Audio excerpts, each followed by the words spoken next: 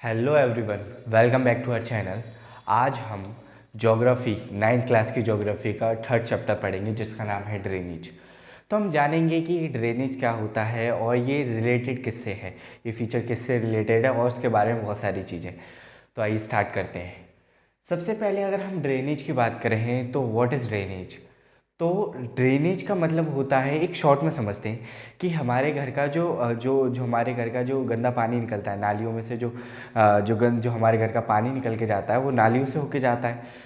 हमारी जो एरिया, हमारी जो कॉलोनी है, दूसरी कॉलोनी है और कोई दूसरी कॉलोनी होगी, तो क्या होता है जो पानी निकल के जाता है वो अलग अलग घरों का पानी पहले एक जगह मिलता है, फिर वो मेन नाली में जाता है, फिर दूसरी नालियों से जो पानी आता है वो उस नाली में जाके मिलता है, फिर एक लास्ट स्पॉट एक ऐसा आता है जहाँ पे ये सारा पानी मिल के जाके कलेक्ट हो जाता है। ठीक है, तो वो पूरा जो सिस्टम है इस नालियों का, इसको हम ड्रेनेज बोलते हैं। तो अगर हम ज्योग्राफी में ड्रेनेज के बारे में पढ़ रहे हैं तो वो नालियों से तो रिलेटेड होगा नहीं, वो रिलेटेड है हमारा रिवर से। सो ड्रेनेज, व्हाट इज़ ड्रेनेज, अगर ये क्वेश्चन पूछा जाए कि व्हाट इज़ ड्रेनेज, तो इसका सीधा सा आंसर होगा drainage is the river system of an area. किसी भी एरिया का, किसी भी जगह का रिवर सिस्टम, जहाँ पे नदी है तो उसका जो सिस्टम होगा पूरा नदी का, उसको हम रिवर सिस्टम बोलेंगे, या फिर उसे हम रिवर सिस्टम को हम ड्रेनेज सिस्टम बोलते हैं। ठीक है, अब ड्रेनेज सिस्टम क्या होता है, तो अगर ड्रेनेज सिस्टम पढ़ना है तो हमें पहले दो चीज़ें पढ़नी होंगी, एक होती है ट्रिब्यूटरीज और एक होती है डिस्ट्रीब्यूटरीज। अगर हम ट्रिब्यूटरीज की बात करें कि आखिर में ट्रिब्यूटरीज होती क्या है, जैसे ऊपर मान लो ये छोटी छोटी लहरें आई, ठीक है, ये ऐसे छोटी छोटी ले, इन्होंने क्या किया, एक बड़ी नदी बना दी, ये जाके एक स्पॉट में मिली। ये छोटी छोटी नदियाँ या छोटी छोटी स्ट्रीम होती हैं, है ना, छोटी छोटी धाराएं मिली और एक जगह पे आके मिली, मिलने के बाद जो पानी जो निकल के गया वो एक बड़ी रिवर बन गई। ठीक है, तो इसी को बोलते हैं, ये छोटी छोटी जो धाराएं होती हैं इन्हीं को हम बोलते हैं ट्रिब्यूटरीज। तो tributaries are those small streams जो कि ज्वाइन अप करके एक बड़ी रिवर बन जाती है। अब अगर हम ये तो था ट्रिब्यूटरी। अब हम बात करते हैं डिस्ट्रीब्यूटरीज डिस्ट्रीब्यूटरीज।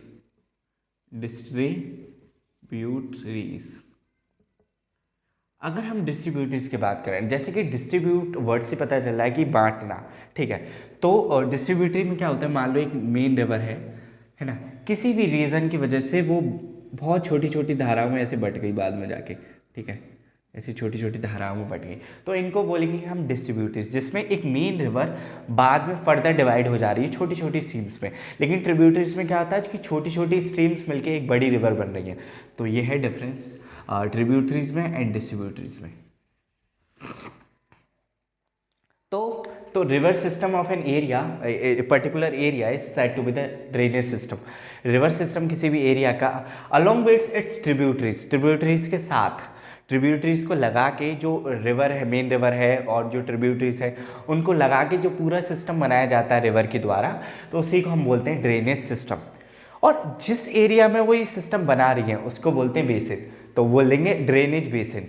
तो जिस एरिया में, तो drainage basin is the area where the area is drained by the river along with its tributaries. उसकी ट्रिब्यूटरी रिवर की, और जो मेन रिवर है, जो मेन स्ट्रीम है, वो क्या करती हैं, जिस एरिया में ड्रेन करती हैं, जिस एरिया से होकर जा रही हैं, ठीक है, तो उसी को हम ड्रेनेज बेसिन बोलते हैं। थर्ड जो एक इम्पॉर्टेंट चीज़ है कि वाटर डिवाइड क्या होता है। अब क्या होता है कि एक नदी ये जा रही है, इसकी ये ट्रिब्यूटरीज है, और एक नदी ये जा रही है, इसकी भी ट्रिब्यूटरीज है, तो ये शायद जाके मिल जाएंगे, बाद में जाके ऐसे करके मिल जाए। लेकिन क्या होता है कि बहुत सारी जगह पे ऐसा कुछ पहाड़ टाइप में होता है, हिल होंगे छोटे छोटे या पहाड़, जो इन एरिया को सेपरेट कर देगा। तो इसी जो ये चीज़ है, जो दो ड्रेनेज सिस्टम को सेपरेट कर रहा है, उसी को हम बोलते हैं water divide. So water divide is that we can say upland, जो कि ये एक अपलैंड है, एक ऊंची उभरी हुई ज़मीन है, जो कि दो रिवर सिस्टम को, दो ड्रेनेज सिस्टम को अलग अलग कर रहा है, मतलब सेपरेट कर रहा है, उनको मिलने नहीं दे रहा है। तो that is said to be the water divide. अब जो ड्रेनेज सिस्टम की बात कर रहे हैं तो हम इंडिया की बात करेंगे, और इंडिया में मेजरली दो टाइप के ड्रेनेज सिस्टम है। एक हिमालयन ड्रेनेज सिस्टम है और एक होता है पेनिनसुलर ड्रेनेज सिस्टम। तो they are basically two types of drainage system, one is the Himalayan drainage system and second one is peninsular drainage system. तो अगर हम हिमालयन ड्रेनेज सिस्टम की बात करें, उनका नाम कैसे पड़ा तो ये भी जानते हैं। हिमालयन ड्रेनेज सिस्टम, अगर देखो नाम से पता चल रहा है कि ये हिमालय से जुड़ा है। तो क्या होता है कि हिमालय जो है हमारा वो बर्फ़ से कवर्ड अप है, ठीक है, स्नो है, बहुत सारी बर्फ़ है। तो वो जब वो बर्फ़ पिघलती है तो वो छोटी छोटी जब वो पिघल के आती है तो वो छोटी छोटी स्ट्रीम्स बन जाती हैं, छोटी छोटी नदियाँ नहीं कह सकते, छोटी छोटी धाराएं कहेंगे हम।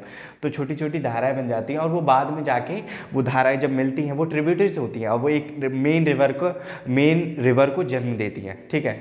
तो हिमालय से बहुत सारी ऐसी छोटी छोटी धाराएं निकलती हैं जो कि बाद में जाके रिवर बन जाती है, ठीक है। तो उस सिस्टम को, तो जो जितनी भी सारी रिवर्स है जो कि हिमालय से जिनका ओरिजिन हो रहा है या हिमालय के आसपास से जिनका ओरिजिन हो रहा है, उन्हें बोलते हैं हम हिमालयन ड्रेनेज सिस्टम, जिसके अंदर हमारी 3 बहुत इंपॉर्टेंट रिवर्स आती हैं जो कि है इंडस, गंगा एंड ब्रह्मपुत्र। तो इंडस, गंगा एंड ब्रह्मपुत्र। अब ये जो हिमालयन जो हिमालयन ड्रेनेज सिस्टम है उसके बारे में जानते हैं कि अब देखो जो भी रिवर ये निकल रही हैं, जो बन रही हैं, वो स्नो से बन रही हैं। दूसरी चीज़, पहला सोर्स कहाँ है पानी का? स्नो। दूसरा सोर्स क्या है कि जो रेन हो रही है, रेन से।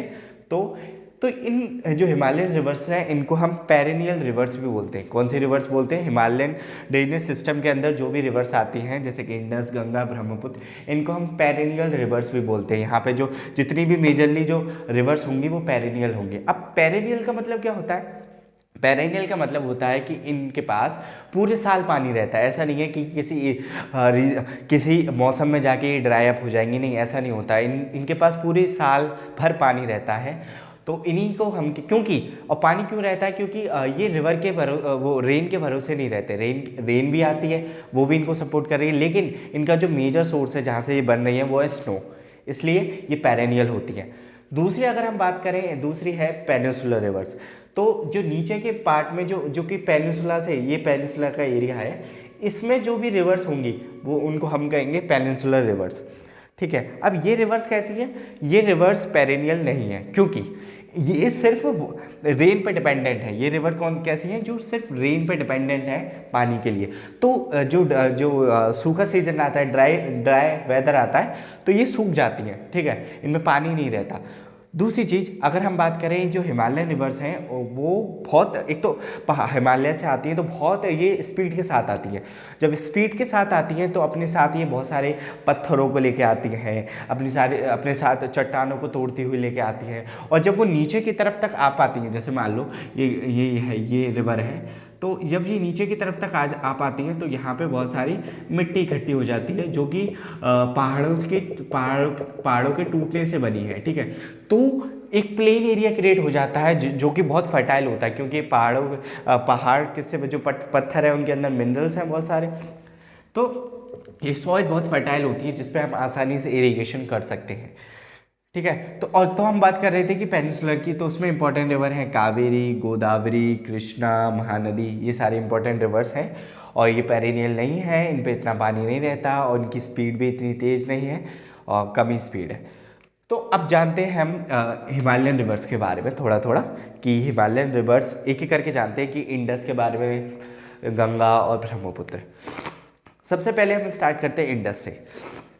तो देखना, यहाँ से कहीं से तिब्बत मानसरोवर के पास से ये निकलती है।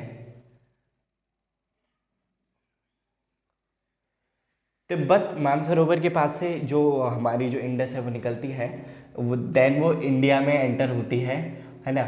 इंडिया में जब वो एंटर होती है तो बहुत सारी इसके ट्रिब्यूटरी हैं, नुब्रा, शायोग, गलवान और झेलम, चिनाब, रावी, ब्यास, सतलज, बहुत सारी ट्रिब्यूटरीज हैं इसकी जो इसको ज्वाइन करती हैं। और ये मानसरोवर से निकलती है, ठीक है। सो तिब्बत में मानसरोवर से निकलती है, फिर ये इंडिया में जाती है और फिर वो पाकिस्तान में जाती है, फिर यहाँ पे जो अरेबियन सी है उसमें वो ड्रेन कर देती है, मतलब पानी को डिस्चार्ज कर देती है अरेबियन सी में जाके। तो और इसके अगर बात करें तो ये 2900 किलोमीटर इसकी लेंथ है। और ये मेजरली 3 कंट्रीज़ के अंदर आ रही है, एक चाइना हो गई हमारी, और एक इंडिया हो गया और तीसरी हमारे पाकिस्तान, तीसरा पाकिस्तान हो गया जहाँ पे ये जो इंडस है वो होती हुई जा रही है। ठीक है, तो इसकी जो लेंथ की बात की थी कि 2900 किलोमीटर है और ये तिब्बत मानसरोवर से होकर निकलती है। इसकी ट्रिब्यूटरीज की बात की थी कि इसकी ट्रिब्यूटरी झेलम, चेनाब, रावी, ब्यास, सतलज और नुब्रा, शायक। ठीक है, ये सारी ट्रिब्यूटरीज हैं। तो ये थी हमारी इंडस के बारे में। अब बात करते हैं हम एक बहुत ही हमारी इंडिया की important river, that is Ganga, जिसको बहुत पवित्र नदी माना जाता है। उसके बारे में बात करते हैं। तो क्या होता है कि एक गंगोत्री नाम का ग्लेशियर है, वहाँ से एक धारा निकलती है जिसे बोलते हैं भागीरथी। ठीक है, यहाँ से एक धारा आ रही होती है कहीं है, ये इसको जाके मिलती है एक पॉइंट पे जिसका नाम है देवप्रयाग। क्या बोलते हैं? देवप्रयाग। तो जो भागीरथी है यह है भागीरथी और यह है अलकनंदा। ठीक है, तो अलकनंदा आ रही है ऊपर से, भागीरथी गंगोत्री ग्लेशियर से आ रही है, ये जाके एक पॉइंट पे मिलती हैं जिसे बोलते हैं हम देवप्रयाग, और इसी पॉइंट से ही एक नदी बन जाती है जिसको हम बोलते हैं गंगा। तो गंगा मेजरली दो ट्रिब्यूटरी से मिलके बनी है, एक भागीरथी है, एक अलकनंदा है। और वो जब देवप्रयाग से जब देवप्रयाग का एरिया है जहाँ पे वो मिलती हैं, वहीं से उसको हम गंगा कहने लगते हैं।